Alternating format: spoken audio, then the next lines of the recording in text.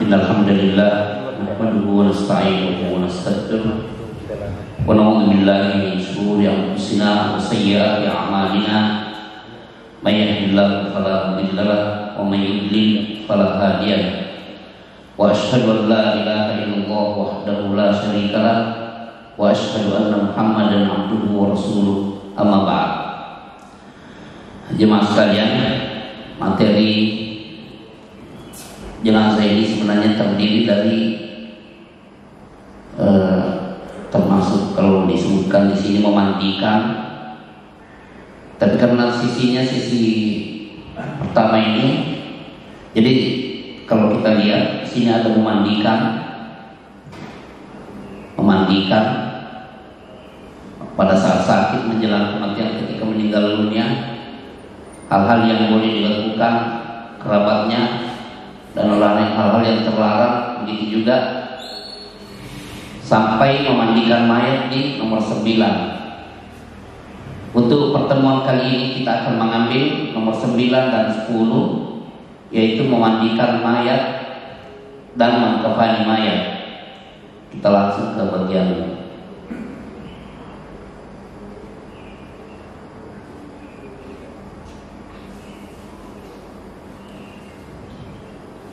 jemaah sekalian, ini dalam bentuk PDF, bisa disebarkan seluas-luasnya, dan ini merupakan ringkasan dari kitab Ahkamul Janaiz.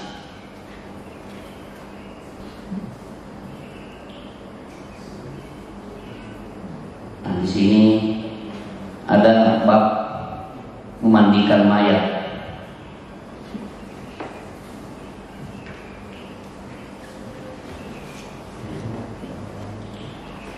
Saya ingin sampaikan ke jemaah bahwa ringkasan yang terdapat dalam PDF ini itu dari kitab asli dan terjemahan ini. Jadi kita tidak membahas dalilnya, tapi kalau ada yang mencari-cari dalil ya ada di kitab aslinya. Yang pertama di sini adalah bahwa jika sudah meninggal dunia, maka orang-orang yang ada di sekitarnya harus segera memandikan. Jadi disegerakan, Pak. Tapi bagaimana bisa mengetahui kalau seseorang sudah meninggal dunia atau belum? Ya, kalau kita tidak mampu mengetahui, panggil dokter. Dokter, tolong cek ini sudah meninggal dunia atau masih hidup nih. Biasanya dokter bisa memberikan info, oh, ini sudah meninggal, Pak. Ya, berarti segera dimandikan. Kalau sudah ketahuan meninggal dunia, segera mandikan.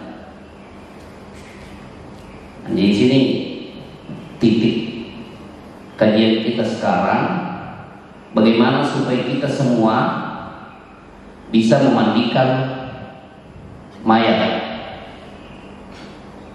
Jangan ada yang mengatakan saya bukan ustaz, saya bukan ustazah. Semua dia harus bisa memandikan mayat.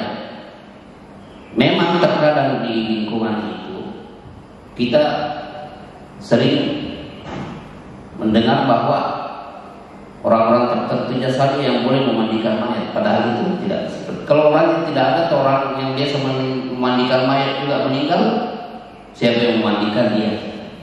Jadi keilmuan ini diajarkan oleh Rasulullah SAW untuk diamalkan oleh semua pengikut beliau, laki-laki atau perempuan, tua atau muda, harus bisa memandikan mayat. Bukan hanya ustaz yang boleh memandikan mayat, atau bukan hanya ustazah yang boleh memandikan mayat. Walaupun bukan ustaz, tapi kalau dia lebih mengetahui dalilnya dan dia sudah pelajari, berarti dia lebih berhak. Apalagi itu kalau itu keluarganya, dia lebih tahu sunnahnya, tuntunan Rasulullah SAW mengenai memandikan mayat. Maka apalagi kalau dia memiliki hubungan kerabat dengan mayit yang meninggal, ya dia lebih pantas memandikan. daripada orang lain. Dalam memandikan mayit harus diperhatikan berikut ini. Yang pertama, memandikan 3 kali atau lebih. Jadi 3 kali itu adalah ukuran minimal. Tapi alhamdulillah selama ini kami sendiri belum pernah memandikan lebih daripada 3 kali. 3 kali itu masya Allah sudah bersih sekali. 1 kali saja sudah bersih, apalagi 3 kali. Tapi karena itu tuntunan Rasulullah Sallallahu Alaihi Wasallam yang memerintahkan untuk memandikan 3 kali, ya kita laksanakan hal itu. Tidak melihat bahwa itu sebagai pemborosan. Kemudian memandikan dengan jumlah ganjil. Jadi kalau 3, setelah 3 5, setelah 5 7. Kemudian mencampur sebagian, maksudnya air sebagiannya itu airnya dicampur dengan sidr. Sidr ini kalau pada zaman kita ini daun bidara Pak ya. Maka sebaiknya kalau di lingkungan masjid masih ada taman atau di taman luar ini ada sekitar sini Pak ya. Ya, karena itu bukan hanya untuk memandikan mayat, untuk meruqyah juga bagus. Kalau ada seorang yang kesurupan, kita suruh mandi dia dengan air yang bercampur dengan daun bidara.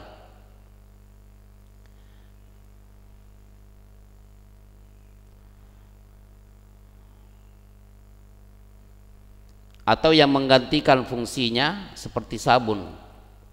Pertanyaannya di sini, kalau sudah ada daun bidara masih pakai sabun atau tidak Pak?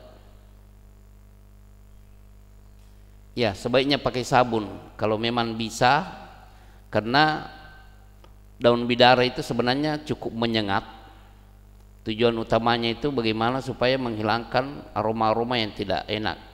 Tapi kalau sudah ada sabun juga, bisa juga airnya tetap dicampur dengan daun bidara dan juga sabunnya tetap kita pakai. Seperti halnya kalau kita sendiri mandi. Mencampur mandi terakhir dengan wangi-wangian seperti kafur. Ini kamper. Dan ini lebih afdal. Jadi mandi terakhir ini sebelum memulai memandikan mayat, khususkan 1 bak atau ini ember. Itu di ember yang terakhir nanti itu kita sudah hancurkan kafur baru sedikit, kemudian masukkan ke dalam ember untuk dibilas terakhir kalinya. Mencampur mandi terakhir dengan wangi-wangian seperti kafur, kamper, dan ini lebih afdal terkecuali kalau yang meninggal itu sedang berihram. Apakah ihramnya untuk haji atau umrah, tidak diberikan wangi-wangian.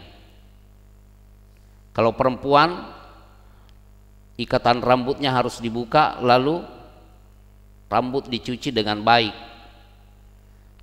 kemudian disisir, mengikat menjadi 3 bagian untuk rambut wanita, lalu membentangkan ke belakang. Jadi tetap dibagi 3, kemudian dibentangkan ke belakang seperti halnya kalau dia masih hidup. Kemudian memulai memandikan dari bagian kanannya dan anggota wudunya. Jadi ini memang harus ada prakteknya Pak. Kalau bisa ada sisi khusus untuk praktek.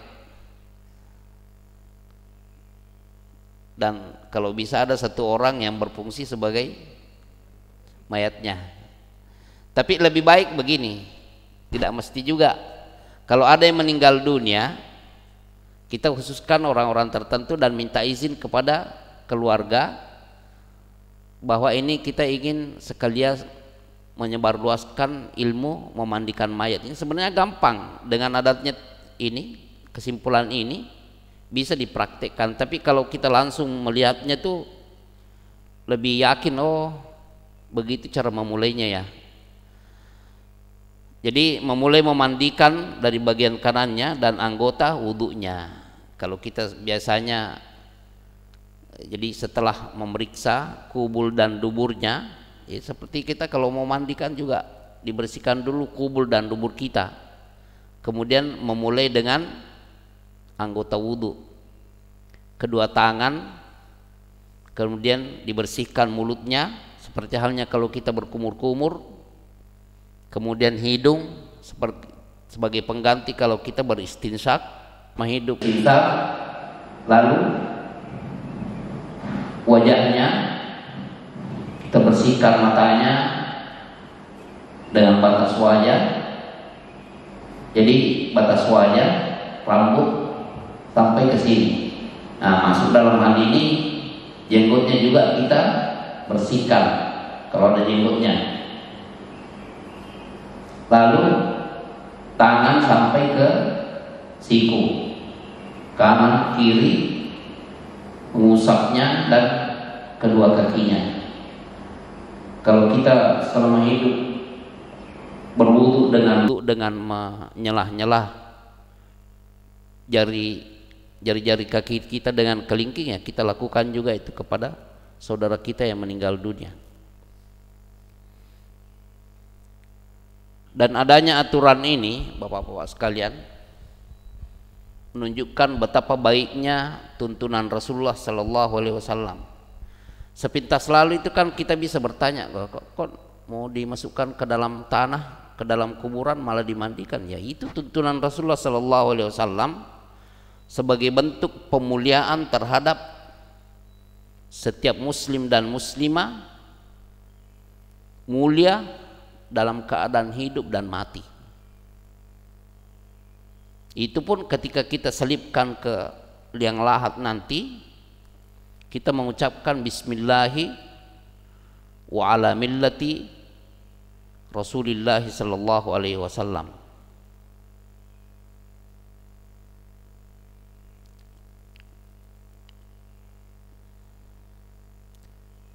Laki-laki dimandikan oleh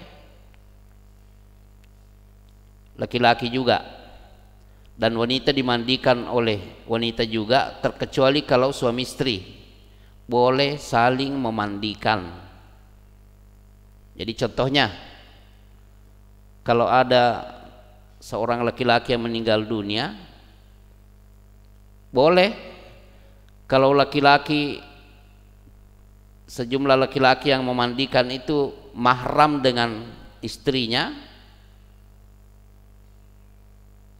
silahkan ikut memandikan, atau mau memandikan sendirian juga boleh. Tapi kan perlu digerak-gerakkan. Biasanya wanita tidak kuat. Kalau ibunya tidak. Sebaliknya kalau perempuan pun suaminya boleh ikut, tapi kalau yang memandikan di situ adalah mahram bagi laki-laki ini, bagi suaminya, bagi suami mayat. Adapun ayahnya, ayah daripada wanita yang meninggal ini ataupun putranya, saudara tidak ikut. Yang boleh ikut itu adalah suaminya. Ini tuntunan Rasulullah Sallallahu Alaihi Wasallam. Memandikan dengan potongan-potongan kain. Kalau kita sekarang biasanya memakai seperti yang dipakai dokter atau orang yang membekam. Jadi dalam keadaan terbuka dengan kain di atas tubuhnya setelah membuka semua pakaiannya. Jadi intinya di bagian J ini kita memang menyentuh sampai auratnya, tetapi tidak melihatnya. Fungsinya ada kain di sini itu adalah untuk menutup auratnya. Contohnya kalau kita sedang ini, kita baringkan mayatnya, sebelum mempreteli ininya, pakaian yang melengket di tubuhnya saat dia sakratul maut sampai meninggal, letakkan dulu kain atau sarung antara di bagian sini sampai ke lutut. Kemudian preteli pakaiannya, cabut yang di atas ke atas. Memang disentuh auratnya ketika dibersihkan, tapi tidak boleh kita lihat. Karena kehormatan dia saat dia hidup berlaku ketika dia sudah meninggal dunia. Artinya setiap mukmin dan mukminah, muslim dan muslimah, jika memiliki hak kehormatan saat dia dalam keadaan hidup, itu berlaku sampai dia meninggal dunia. Saat meninggal dunia juga tetap berlaku. Kalau saat hidupnya itu kita tidak boleh melihat auratnya, saat meninggal juga tidak boleh, kecuali kalau memang medis, mungkin ada sesuatu terkait dengan duburnya atau kubulnya yang harus dicabut, ya ini tentunya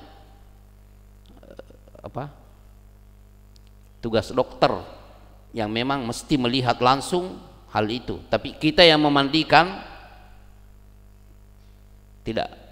tidak dibolehkan kalau itu bukan hukum darurat. Kemudian yang memandikan mayit adalah orang yang lebih mengetahui cara penyelenggaraan mayit atau jenazah sesuai dengan tuntunan Rasulullah Sallallahu Alaihi Wasallam. Lebih-lebih, nah ini lebih-lebih nih, jika ia termasuk kerabat keluarga mayit. Apa kira-kira alasannya nih Pak? Lebih afdal kalau kerabatnya, ya? Maksudnya Pak? Menutupi aibnya Pak ya? Iya. Apalagi kalau putranya sendiri, saudaranya sendiri, biasanya perasaan jijiknya itu tidak terlalu berlebih-lebihan. Begitu juga dia bisa menutupi aib yang ada pada. Pertanyaannya di sini,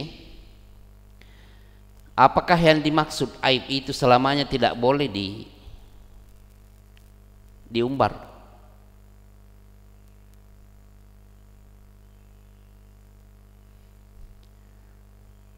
Hukumnya mengumbar aib seorang muslim saat dia hidup itu juga setelah meninggal dunia hukumnya masih berlaku juga.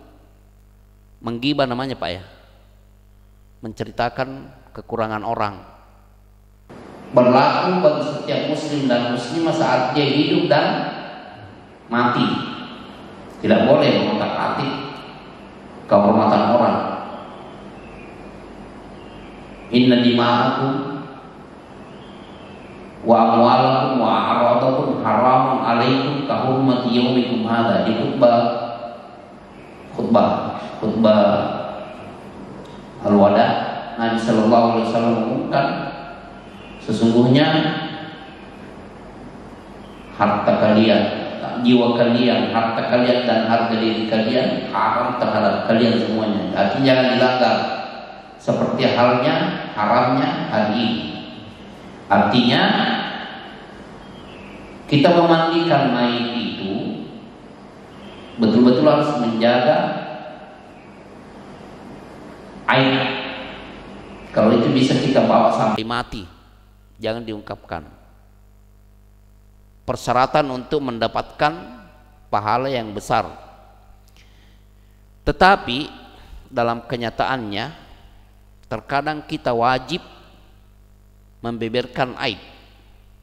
Apa kira-kira contohnya Pak, aib yang harus dibeberkan?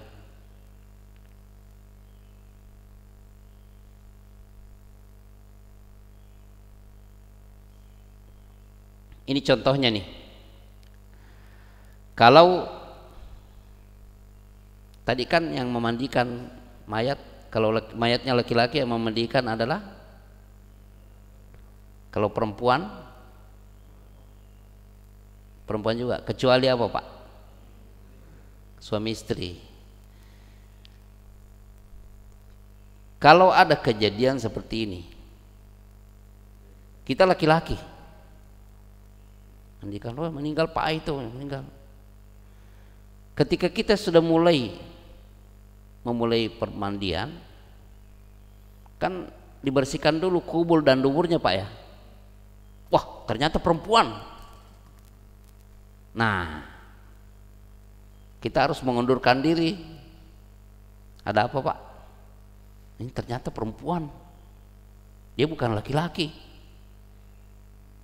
Atau sebaliknya, selama ini masyarakat mengetahui kalau dia itu adalah perempuan, ternyata ketika dimandikan, wah laki-laki.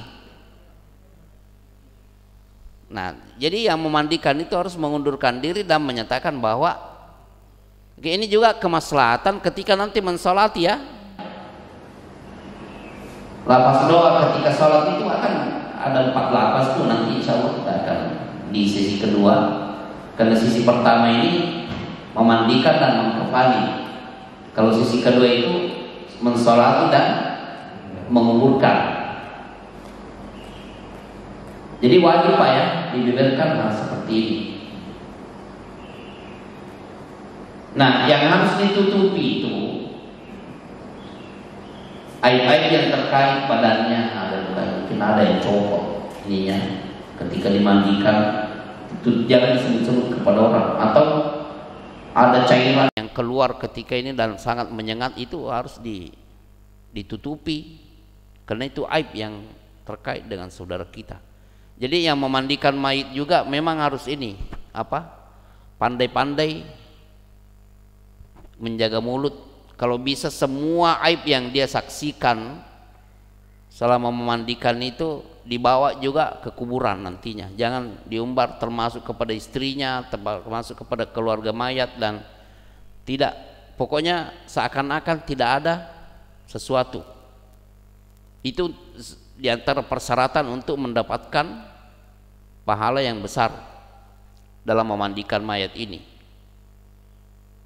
Nah, termasuk kalau dalam hal ini, maaf Pak ya, kalau dia meninggal dengan sesuatu penyebab yang aib, penyebabnya itu aib.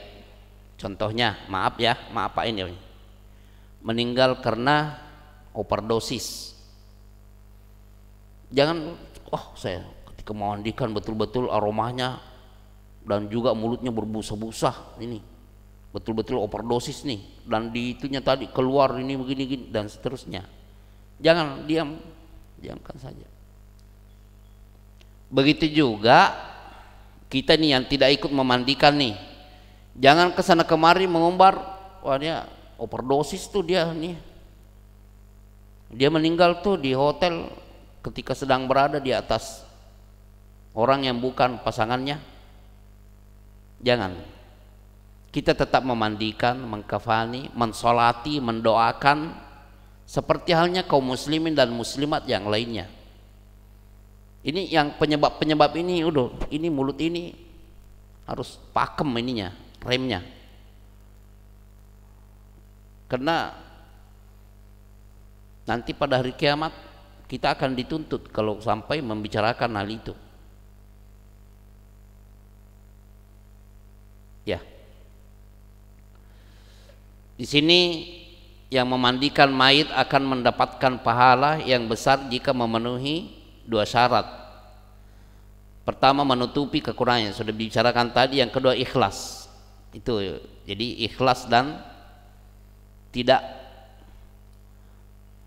membeberkan kepada orang lain kekurangan pada mayat tersebut. Yang keempat, dianjurkan bagi yang memandikan jenazah supaya mandi. Ini anjurannya. Contohnya, sudah memandikan jenazah, kan nanti kan mau mensolati Pak ya. Nah, disunnahkan bagi yang memandikan tadinya, yang memandikan atau yang ikut serta menggosok dia nanti di situ, sebelum ikut sholat jenazah sebaiknya mandi. Mandi di sini adalah mandi seperti kalau dia mandi junub, mandi Jumat. Kalau perempuan seperti kalau dia mandi junub juga, atau mandi haid, atau mandi nifas, dan seterusnya. Jadi bukan mandi-mandian biasa, tapi betul-betul memulai dengan membersihkan kubul dan dubur, begitu juga berwudu, lalu memulai membasuh semua badan dengan memulai. Jadi anjuran ini bagi yang mau memandikan, bagi yang sudah memandikan mayat dan mau ikut sholat jenazah. 5. Tidak disyariatkan memandikan orang yang mati di medan perang, meskipun ini pembahasan hukum jihad, hukum perang. Ya, mengkafani sekarang Pak ya. Sebelum melanjut ke kafan, ada pertanyaan Pak ya? Ya, silahkan Pak.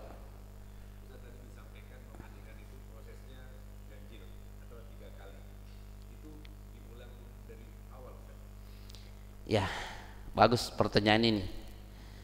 Ya tadi kan kita sudah baca kesimpulannya Pak, ini ringkasannya.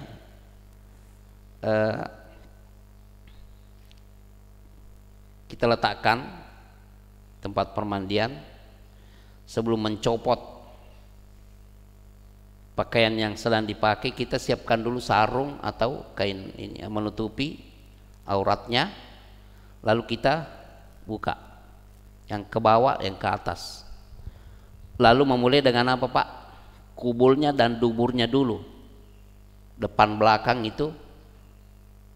Karena itu kalau ada kotoran nanti kan ini mau dimandikan, itu dulu yang menjadi sasaran. Kemudian memulai dengan apanya? Anggota wudhunya. Kita sudah jelaskan tadi. Setelah itu mulai memandikan dari sebelah kanan lalu ke kiri.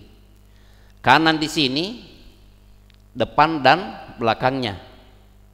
Jadi usahakan setelah memulai bagian kanan di atas, ini memang harus dipraktekkan juga nih.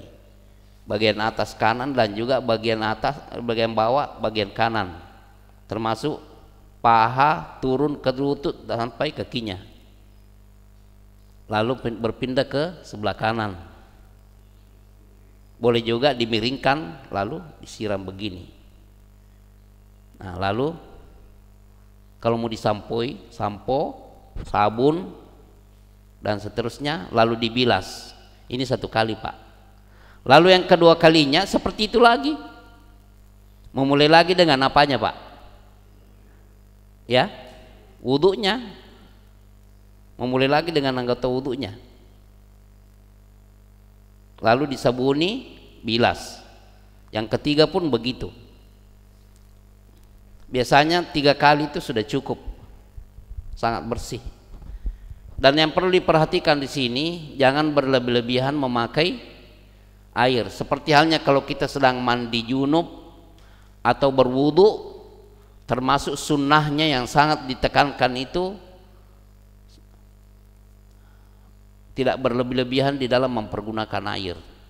Walaupun air banyak, atau walaupun kita sedang memandikan di samping kolam yang penuh dengan air, tetap kita usahakan sedapat mungkin mempergunakan air dengan tidak berlebih-lebihan.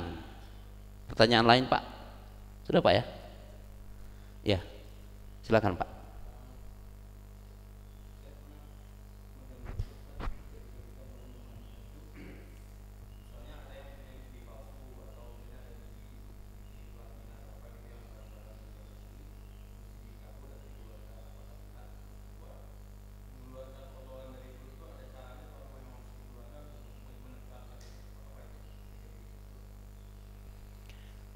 Ya, di sini pertanyaannya masalah, kita langsung Pak ya, gigi palsu ya.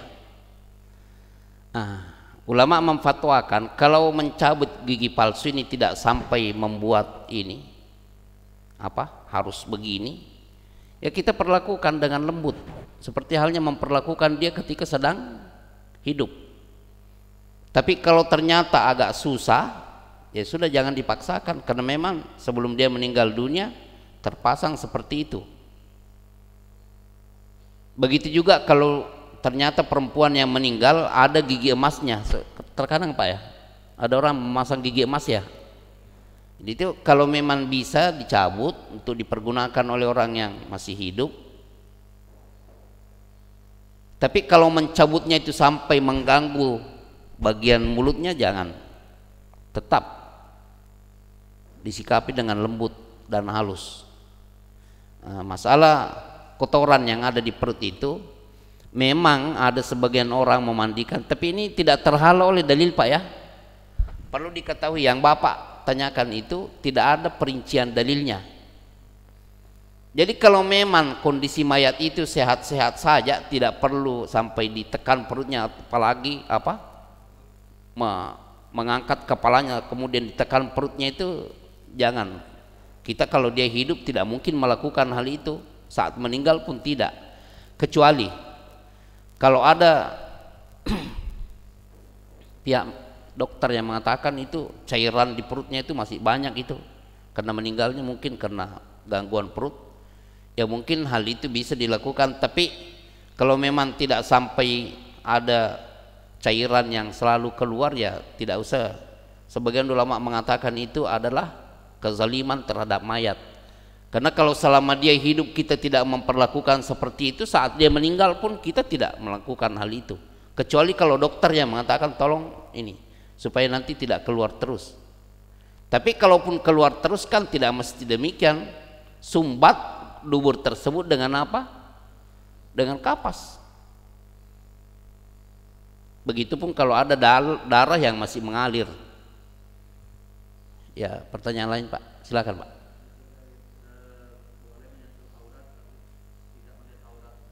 Ya, ya kan menyentuh Pak, tidak mesti dilihat kan? Perasaan kita, coba kita sendiri kalau membersihkan kubul dan dubur kita, apakah harus dilihat? Tidak juga kan? Begitu Pak. Intinya kaidahnya begini, kehormatan setiap muslim dan muslimah saat dia masih hidup berlaku juga saat dia meninggal dunia. Perlakuan kita kepada dia saat dia masih hidup juga berlaku pada saat dia meninggal dunia. Dan ini kaidah syariat yang ini merupakan titik unggul syariat Islam ini. Berbeda dengan orang yang membakar mayat. Ada kan membakar mayat Pak ya? Mayat meninggal dibakar. Tapi dalam syariat Islam tidak, diperlakukan sesuai dengan tuntunan Rasulullah Sallallahu Alaihi Wasallam. Ya Pak.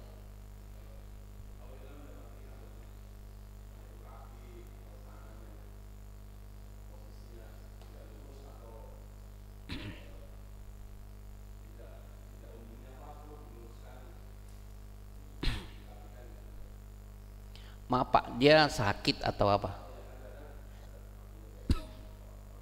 Dan memang saat hidup sudah begitu. Kaku. Kaku. Artinya mungkin posisi saat meninggal dunia dia ya sedapat mungkin diluruskan, tapi jangan dipaksa sampai mematahkan juga.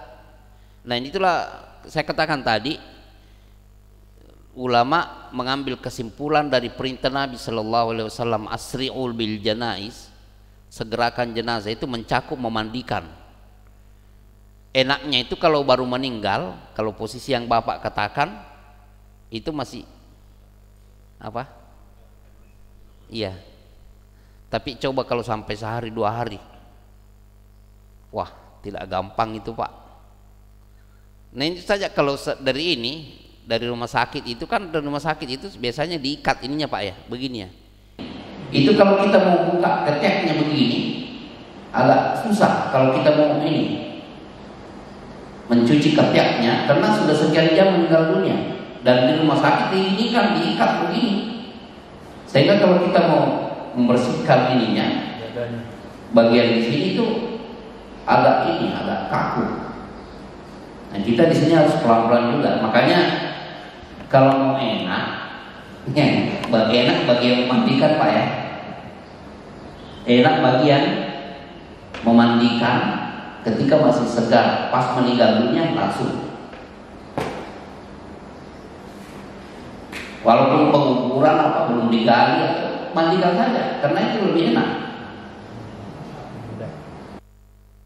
Enak bagi yang memandikan. Tapi kalau sudah menginap, belum meninggalnya kemarin sore sebelum asar, kemudian ditunggu keluarganya dari provinsi lain, naik pesawat ke sini. Besok jam 10 siang baru dimandikan. Wah, kaku Pak. Dan biasanya maaf sekali, tanpa menyebut nama, biasanya kalau sudah sampai sekian jam itu, dari kemarin kemudian jam 10 pagi baru mau dimandikan, itu banyak menghembuskan aroma-aroma yang kurang sedap bagi yang memandikan. Ya maaf, saya sendiri kalau diminta, saya katakan kalau meminta saya sekarang mumpun masih ini nih, tapi kalau sudah menginap tolong cari orang lain. Ya kan tingkat keikhlasan juga berbeda kan Pak ya, daripada kecuali kalau memang tidak ada yang memandikan, ya apa boleh buat. Tapi kalau memang dari awal-awal diminta, ya mari segera Pak, supaya enak menanganinya. Membolak-balikannya itu tidak sesusah yang sudah kaku Pak, masih segar. Dan itu juga untuk mentaati perintah Rasulullah Sallallahu Alaihi Wasallam. Tapi ada begini Pak, pertanyaan Bapak ini saya garis bawahi Pak ya. Kejadiannya di Bekasi Barat sini. Ini Bekasi Barat Pak ya. Pokoknya Bekasi kejadiannya. Memang bertahun-tahun orang itu sakit karena sebelum dia terbaring itu dia memperbaiki di loten, jatuh dalam keadaan duduk. Ini yang kena. Ketika sakit itu secara pelan-pelan kondisinya membengkok begini, kakinya juga begini. Jadi lutut ini naik ke perut. Sampai meninggal pun begitu. Ketika mau diluruskan saat meninggal, karena bertahun-tahun begini, di tempat tidur juga buang air kecil dan air besar seperti itu, saat dia meninggal tidak bisa lagi dikuburkan dalam keadaan seperti itu, dikafan, dimandikan, dikuburkan dalam keadaan seperti itu. Sehingga ketika menggali kuburan itu biasanya kan paling segini Pak ya, dia agak besar karena bentuknya begini, lututnya itu ke perutnya dan kakinya agak ke belakang. Jadi tidak seperti halnya orang yang lurus begitu saja, ketika dimasukkan di dalam lahat cuma diselipkan begitu saja. Ya, masih ada Pak ya, silakan Pak.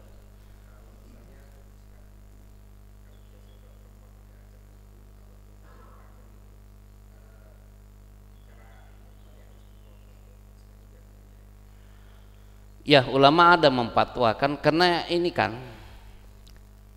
saat dia hidup itu kan mungkin ketika dia sakit itu yang menjaganya juga tidak punya perhatian yang ini.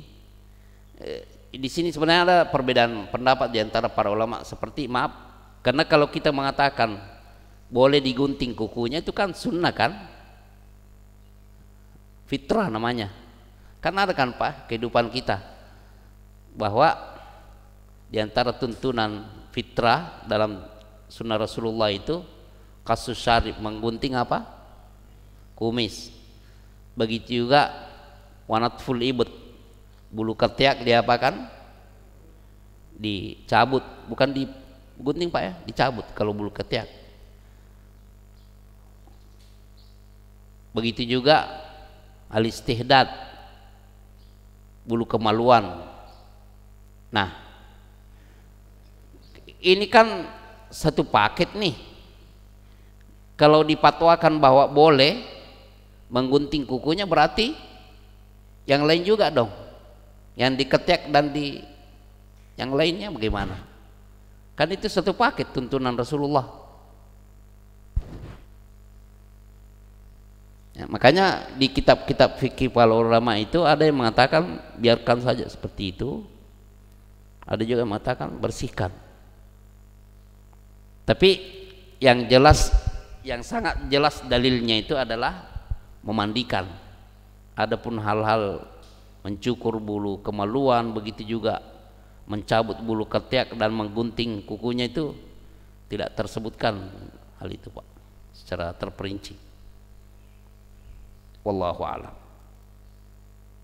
Dan makanya kalau kita sebenarnya bab jenazah, bab janaiz di fikih Islam itu bukan langsung memandikan Pak seperti yang Bapak lihat tadi, dan ini PDF-nya boleh disebar Pak ya. Itu bagaimana menangani orang yang sakit, dan orang yang sakit itu sendiri apa yang mesti dia lakukan ketika dia sakaratul maut juga. Bagaimana menghadapi orang yang sakaratul maut, apa yang harus dilakukan, itu masuk dalam bab jenazah. Tapi karena ini cuma 2 pertemuan, kita pilih memandikan dan mengkafani. Oh 3 Pak rencananya.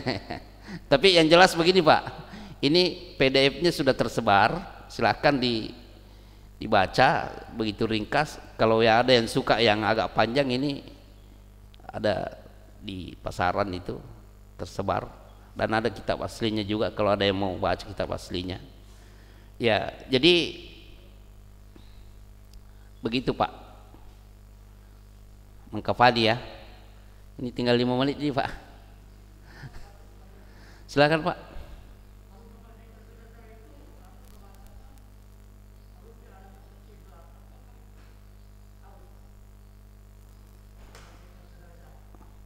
Saat memandikan Pak. Nah, cara menghadap ke kiblat caranya gimana Pak?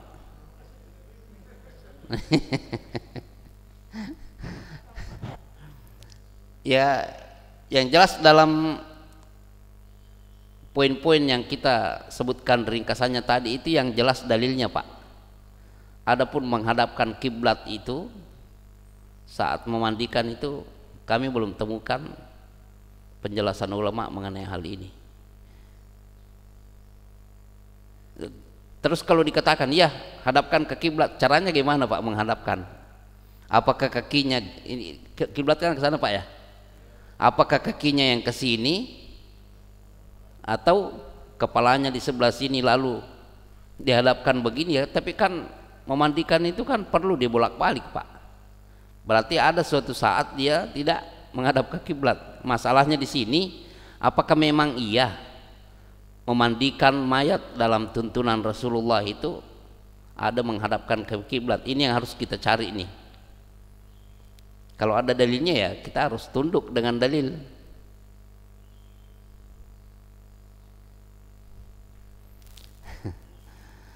Ya sudah Pak ya, karena ini waktunya sampai jam 6 Pak ya.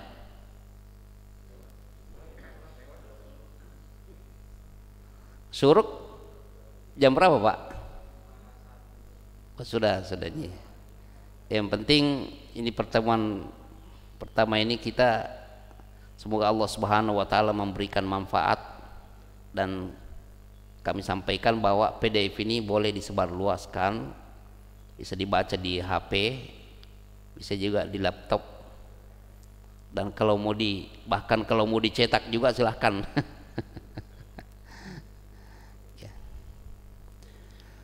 Wa subhanakallahumma wa bihamdika asyhadu an la ilaha illa anta astaghfiruka wa atubu ilaik.